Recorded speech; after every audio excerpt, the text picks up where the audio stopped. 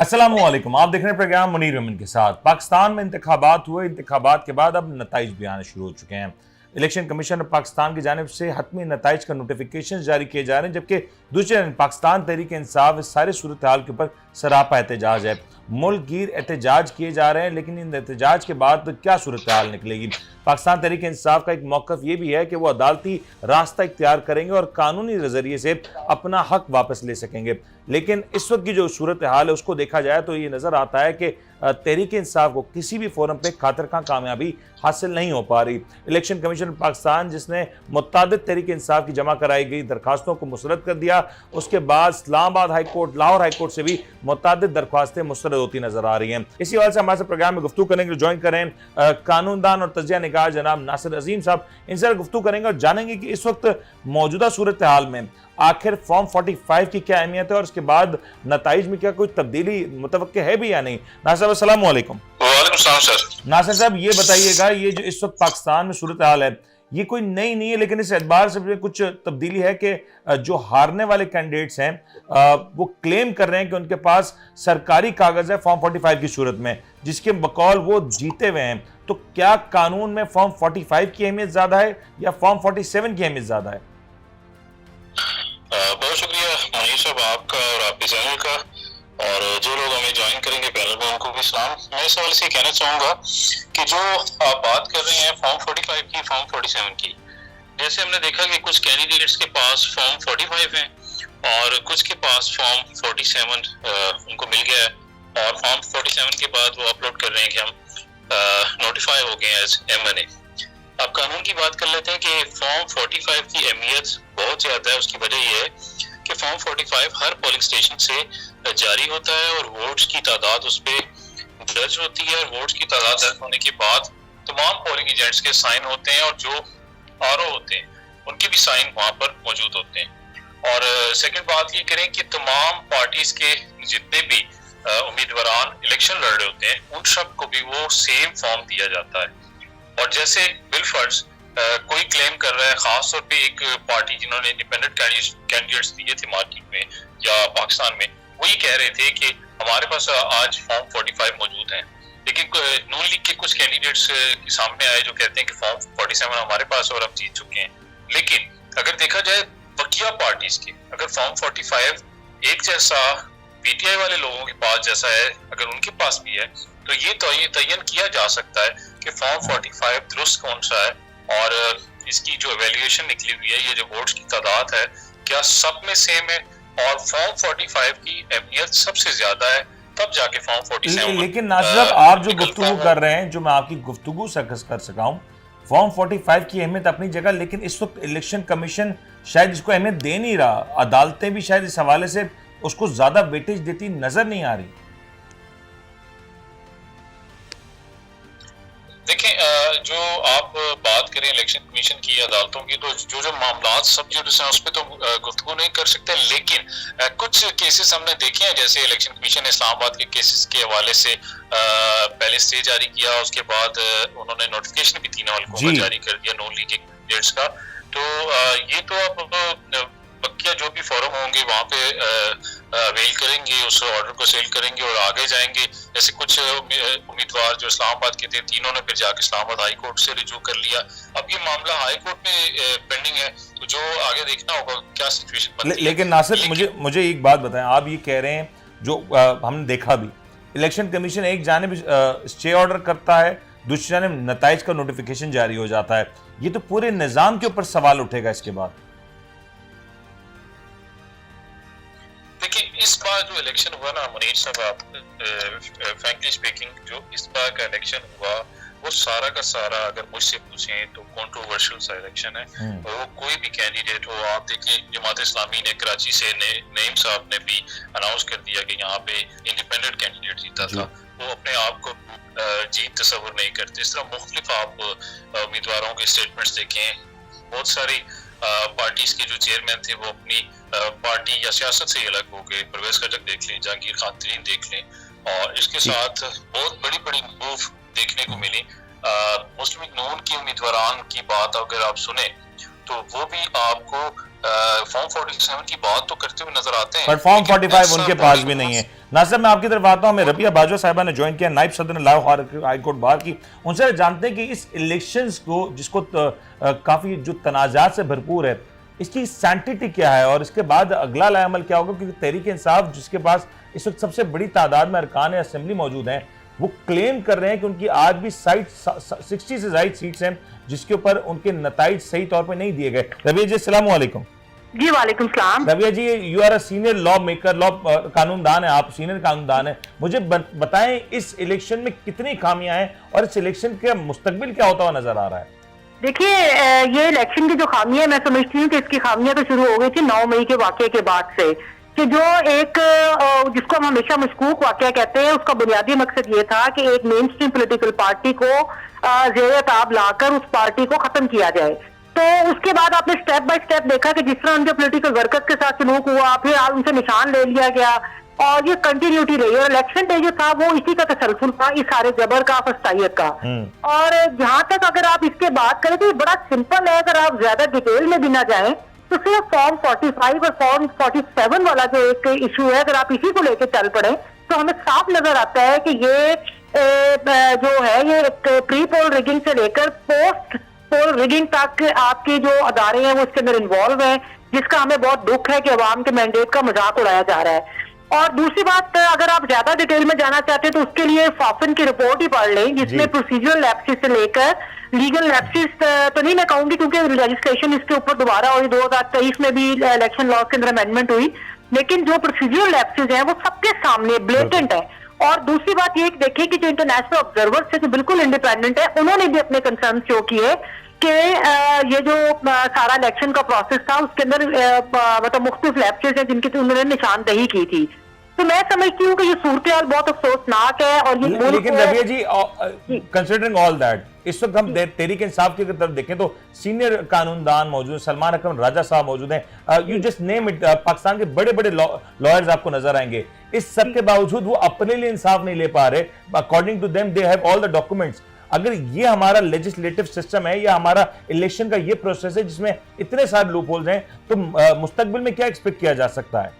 देखिए, बात यह है कि जिनका आपने जिक्र किया, और जो कानूनदान की अगर आप बात करें, बिल्कुल इसमें कोई शुबा नहीं है कि बहुत अच्छे अच्छे वकला हमारे जिन्होंने इलेक्शन कंटेस्ट किए, कुछ जीत गए, जिनके सलमान राजा साहब है, जिनकी बिल्कुल एक्सपेक्टेड बल्कि उनकी विक्ट्री हो चुकी हुई थी। बात यह है कि यहाँ पर बड़े कानूनदान या छोटे कानूनदान की बात नहीं, यहाँ पे बात है सिस्टम की। कानूनदान यहाँ पे क्या करे, यहाँ पे सिस्टम एग्जिस्ट नहीं करता।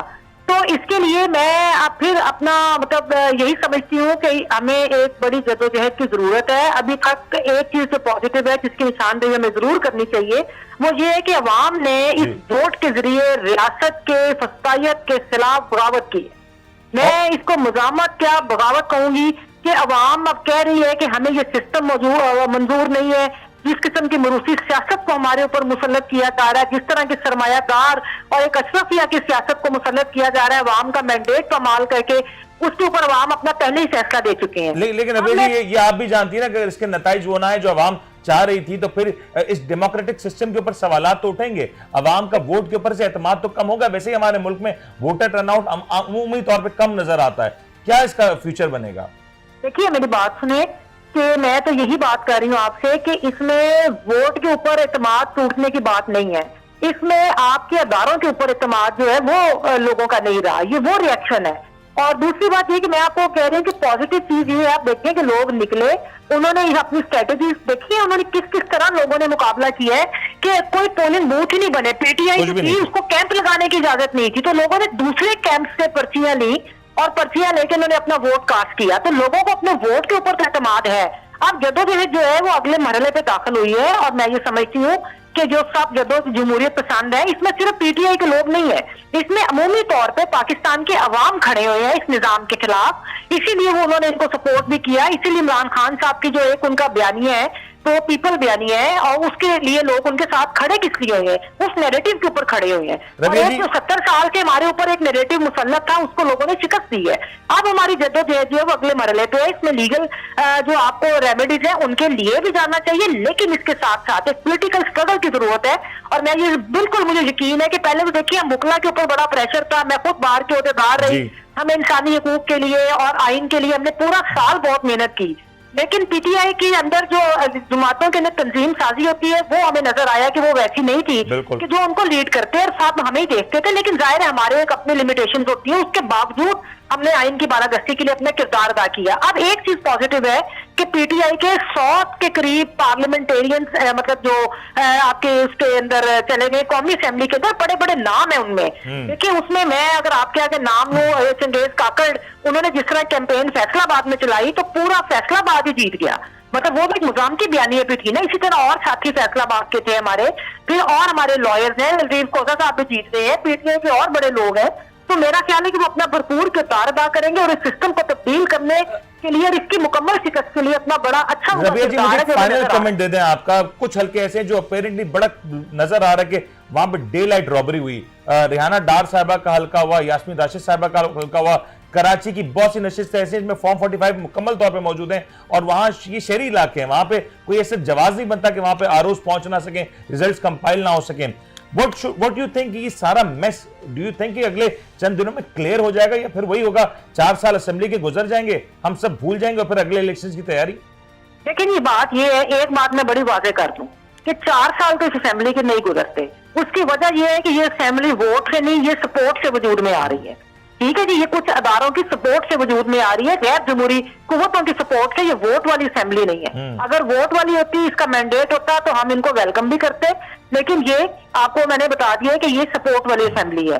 दूसरी बात ये है कि इसके खिलाफ हर तरह से हमें जो जमहूरी कुव्वतें हैं उनको, जैसे कि हम लोगों ने जो 9 माह इधर 10 माह आपने तमाशा देखा, हम लोगों ने सरेंडर नहीं किया, तो कौन सोच सकता है कि हम आगे सरेंडर करेंगे? इस जद्दोजहद को हम बिल्कुल मंतकी अंजाम तक पहुंचाएंगे और ये पहुंचेगी। और उसकी वजह क्या है? उसकी वजह ये है कि ये कोई एक पार्टी नहीं चला रही, ये कोई एक फर्द नहीं चला रहा है, ये पूरी कौम खड़ी हुई है, उस नैरेटिव के साथ खड़ी हुई है जिसकी मंजिल जमहूरियत है। तो इसलिए अब ये इन अदारों को फिक्र करनी चाहिए कि जिन्होंने इन सब को इकट्ठा करके ये जो इनके पसंदीदा एक जो निजाम के स्टेटस को कि हामी लोग हैं, इनको इकट्ठा करके हुकूमत बना के मुसल्लत करेंगे, क्या समझते हैं? तो लोग उसको एक्सेप्ट कर लेंगे? हरगिज नहीं। रवि जी, जो बड़े पैमाने पर गिरफ्तारियां हो रही हैं, हम देख रहे हैं इलेक्शन के फौरी बाद पोलिंग एजेंट्स को गिरफ्तारियां, छापे, और ये फिर शायद गोइंग डाउनवर्ड्स ये और नजर आएगा। इसके ऊपर भी इंसानी हुकूक की तंजीमों की बड़ी तशवीश है। Being a lawyer, what do you suggest? क्या मुल्क में क्या होने क्या जा रहा है? क्या इसको हम किसी तौर पे कंट्रोल कर सकते हैं, रोक सकते हैं? इसको देखिए, होने क्या जा रहा है, ये वही कुछ हो रहा है जो 70 साल से हो रहा है। कभी ज्यादा हो जाता है, कभी कम हो जाता है, लेकिन जो 9 मई से आज तक हम देख रहे हैं, ये एक नई मिसाल है जबर की। इसमें मैं समझती हूँ कि चीफ जस्टिस पाकिस्तान जो है, बराह रास्त उनके ऊपर जिम्मेदारी है। हम ये भी समझते हैं कि उन्होंने बिल्कुल इंसानी हुकूक के लिए और जो बुनियादी इंसानी हुकूक के तहफ़्फ़ुज़, पॉलिटिकल वर्कर्स के तहफ़्फ़ुज़ और इलेक्शन के निज़ाम को ट्रांसपेरेंट रखने में जो उनका किरदार था, वो उसमें बुरी तरह नाकाम हुए हैं। और वो भी मुझे लगता है कि जस्टिस मुनीर बनने जा रहे हैं, बल्कि बन चुके हुए हैं। अगर अभी भी उन्होंने अपना किरदार ना अदा किया तो मैं समझती हूँ कि उनका जो है वो नाम बिल्कुल जस्टिस मुनीर से भी आगे लिखा जाएगा। बहुत बहुत शुक्रिया। रबिया बाजवा साहिबा हमारे साथ मौजूद थी और यकीन तौर पे बता रही थी कि इस वक्त पाकिस्तान में कानूनी सूरत हाल क्या है। इस इलेक्शन की सैंटिटी, लेजिटिमेसी यकीनी तौर पे बुरी तरीके से चैलेंज हो चुकी है। और ऐसे माहौल में जब एक असेंबली तश्कील पाने जा रही है, एक हुकूमत बनने जा रही है, ऐसी फिजा में जब ये इलेक्शंस हुए हैं जिसमें बाद ये असेंबली बनेगी, तो उसके बाद अवामी रद्द-ए-अमल क्या होगा और अवामी रद्द-ए-अमल से बढ़ के ये जो केसेस हैं इनका मुस्तकबिल क्या होगा। नासिर साहब, आपने भी गुफ्तगू सुनी, रबिया बाजवा साहिबा जो गुफ्तगू कर रही थी, क्या नजर आ रहा है, पेनल्टी क्या होने जा रहा है? पहले जो रबिया बाजवा साहिबा कर रही थी, नायब सदर जो लाहौर हाई कोर्ट बार है, असल में बिल्कुल दुरुस्त फरमा रही हैं कि देखें, अब वो कहते हैं कि इस वक्त अब अदलिया की जिम्मेदारी है कि वो सारे मामलात को जो उनके पास केसेस जा रहे हैं और मेरिट पे डिसाइड करें। और उन्होंने ये भी कहा चीफ जस्टिस पाकिस्तान को अब ये सारे मामलात को देखना चाहिए। और मैं भी आपकी स्क्रीन से ये रिक्वेस्ट करूंगा कि सारी सिचुएशन भी नजर आ रही है पूरे मीडिया पे, और जो इंटरनेशनल मीडिया की रिपोर्ट्स हैं और जो मामलात या जितनी कह लें एनजीओ वगैरह काम कर रही हैं, जो कंपनीज काम करी, जिन्होंने अपनी रिपोर्ट शाया की है, उसके मुताबिक देखा जाए तो जो सिचुएशन अभी नजर आई है फॉर्म 45, फॉर्म 47 और हर बंदे की जुबान फिर इस वक्त फॉर्म 45, 47 की बात चल रही है। तो मैं समझता हूँ अदलिया की जिम्मेदारी है कि सारे मामले एक चीज का तो क्रेडिट मेरे ख्याल से तहरीक इंसाफ को इस सारी सूरत हाल में देना होगा कि एक एजुकेशन, एक अवेयरनेस जरूर आई इलेक्शंस के हवाले से। शायद आज से 4 दिन पहले तक किसी को नहीं पता था कि फॉर्म 45 क्या चीज होती है। फॉर्म 47 क्या चीज होती है, फॉर्म 49 क्या चीज होती है। ये तो अब लोगों को पता चल चुका कि फॉर्म 45 क्या है, फॉर्म 47 क्या है, और शायद ये जो खामियां हमने इस इलेक्शन में देखी, अगले इलेक्शंस में खामियां नजर ना आए, इसको हम कुछ हद तक ब्रिज कर सकेंगे। देखें, जैसे आपको याद होगा कि लास्ट टाइम वोटर इतना वेल अवेयर नहीं होता था जी, इस बार वोटर भी वेल अवेयर था, इंतखाबी निशान को ढूंढना पड़ा, सरप्राइजिंगली वेल अवेयर था जी। ऐसा था कि कैंडिडेट भी अवेलेबल नहीं थे पूरे हलकों में, और वोटर को ढूंढ रहा था अपने कैंडिडेट को, और वोट कास्ट करने जा रहा था। खर्चा कम हुआ कैंडिडेट्स का, इस बार वो खर्चा नहीं हुआ जैसे पहले हुआ करता था। वो तो एक सियासी जमात के कैंडिडेट्स का नहीं हुआ ना, बाकी तो सबने माशाल्लाह खूब कैंपेन किए। और इसके साथ साथ अगर आप देखें कि अवेयरनेस की बात करें तो फॉर्म 45 से लेकर 47, 49 तक बात पता चल गई है। तो आने वाला जो इलेक्शन होगा नेक्स्ट का, उस पे अब आवाम इतनी वेल अवेयर हो चुकी है। नासिर, मुझे क्विकली ये बता दें, इस वक्त जो 2-3 बड़ी सीट्स हैं जो इस वक्त मौजूद बहस बनी हुई है, मियां मोहम्मद नवाज शरीफ साहब की जो सीट है उसका फॉर्म 47 जो अपलोड किया ईसीपी ने ऑफिशियल, वो फॉर्म 47 कितना मजबूत है, और उसके हवाले से अगर मियां साहब का सियासी ऐवानों के अंदर का मुस्तकबिल देखें तो क्या नजर आ रहा है आपको? देखिए मुनीर साहब, आप फॉर्म 45, 47 की बात करते हैं, मुझे अभी तक ये समझ नहीं आ रही कि जितने नोटिफिकेशन अपलोड हुए हैं फॉर्म 47 के, इनके पास फॉर्म 45 है ही नहीं। जब ये फॉर्म 45 रखते ही नहीं अपने पास, तो फॉर्म 47 को अपलोड करना या उसका नोटिफिकेशन ले लेने, और ये ईसीबी के रेगुलेशन में है कि फॉर्म 45 पहले अपलोड होगा फिर फॉर्म 47 अपलोड होगा। बिल्कुल ऐसा ही है। और आप अगर फॉर्म 45 की बात करते हैं तो पाकिस्तान तहरीक इंसाफ ने अपनी एक वेबसाइट बनाकर उसमें अपलोड कर दी है ताकि इंटरनेशनल मीडिया भी उसको देख सके, और वो तमाम हलकों के फॉर्म 45 हैं। और जो 47 की बात करते हैं, जिनके केसेस हुए हैं या जिनके कॉन्स्टिट्यूएंसीज को चैलेंज कर दिया गया है, अगर आप वो देखें कि जितने भी हल्के चैलेंज होते हैं, अगर उन्हें कहा जाएगा कि फॉर्म 45 प्रेजेंट करें, और अगर फॉर्म 45 वो ला ही नहीं सकते, कौन कहेगा ना सब, ये कहेगा कौन? इलेक्शन कमीशन ऑफ पाकिस्तान तो नहीं कह रहा, इलेक्शन कमीशन ऑफ पाकिस्तान तो वाज़े तौर पे एक टिल्ट नजर आ रहा है उनकी जानिब से, क्योंकि अभी तक जितने भी नोटिफिकेशंस हो रहे हैं वो पाकिस्तान मुस्लिम लीग नून के हो रहे हैं। अभी तक जितनी भी जो दरख्वास्तें रिजेक्ट की जा रही हैं वो भी पाकिस्तान मुस्लिम लीग नून के फेवर में हो रही हैं या उनके अलाइज की फेवर में हो रही हैं। तो अपेरेंटली तो होता हुआ नजर नहीं आ रहा इलेक्शन कमीशन ऑफ पाकिस्तान के फोरम से। देखें, आप इलेक्शन कमीशन की बात करें, कुछ उम्मीदवार आप इस वक्त हाई कोर्ट्स में चैलेंज कर चुके हैं, चाहे वो लाहौर हाई कोर्ट हो चाहे इस्लामाबाद हाई कोर्ट हो। तो अब तो मामला सब जुरिस हैं, हालात के मुताबिक पता चलेगा कि क्या। अच्छा, मैं जो सवाल आता फिर उसी तरफ आ जाता हूं। मैं प्रिसाइसली पूछना चाहता हूं, जो नवाज शरीफ साहब का जो फॉर्म 47 जो शाया किया गया, जो अपलोड किया गया ईसीपी की जानिब से, डू यू थिंक वो एक स्ट्रॉन्ग या अपेरेंटली जो नजर आता है एक लेजिटिमेट फॉर्म 47 था? सर, अगर आप मियां नवाज शरीफ की यास्मीन राशिद वाले हल्के की बात करें, या आप बात करें ओन चौधरी वाली और वो जो सलमान अकरम राजा साहब वाला हल्का था, हैरान ख्वाजा आसिफ साहब को भी शामिल कर लें उसमें। सर, ख्वाजा आसिफ साहब वाला और रेहाना डार वाला कर लें, ये 3 बड़े हल्के कर लें। इनमें जो फॉर्म 47 देखे गए हैं, यकीन माने वो फॉर्म 45 के मुताबिक ना हो सकते हैं ना होंगे, अगर आप चेक भी कर लें। और सेकंड बात ये मैं करता चलूं कि लाहौर शहर में ओन चौधरी जीत जाता है उकाब के निशान पर, और सलमान अकरम राजा साहब हार जाते हैं। सवाल तो ये है कि जब और मोर सरप्राइजिंगली उकाब के निशान पे जहांगीर तरीन साहब अपने गढ़ से, अपने आबाई हल्के से हार जाते हैं।